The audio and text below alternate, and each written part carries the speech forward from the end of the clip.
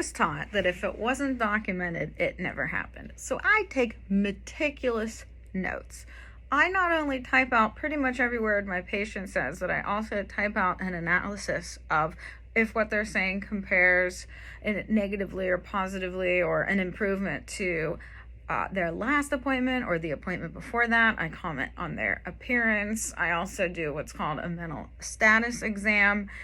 So I take a lot of notes. And so most of my patients' records are hundreds or some of them are thousands of pages long. This is an example of how thick one person's medical records are that saw me for 5 months.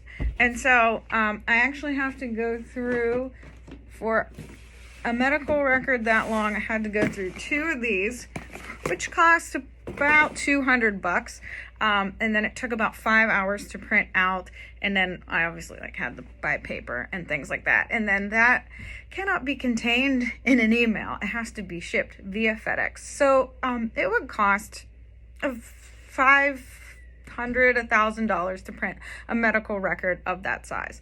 And so what are some of the circumstances that people ask for their full medical record? So usually it is to send to another physician. And I really love whenever physicians collaborate. And I actually like to really read notes from other doctors' offices. I have a whole video about how I can obtain physical exams, which I like to read over. I do catch a lot of things, a lot of thyroid issues, diabetes, pre-diabetes. And so it is helpful to send records back and forth. But you have to think, is your physician who's receiving this record going to read through 1,000 pages of paper? Probably not. So on average, 100 pages takes about 3 hours to read. So if your physician says that they have dedicated their Saturday and Sunday to strictly reading your psychiatric record, then yeah, I'll send it to them. But they're probably not going to do that. So it would make more sense to get a summary.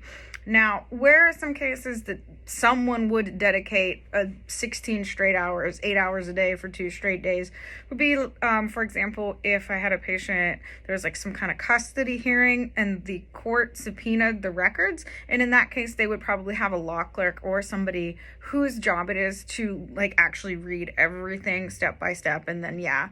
So if somebody is saying, yes, I am going to dedicate 8 hours a day, 2 straight days, back to back to reading these records, then I'll send them.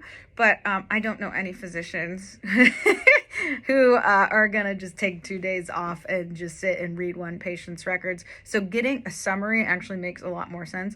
Or just sending the most recent note makes a lot of sense.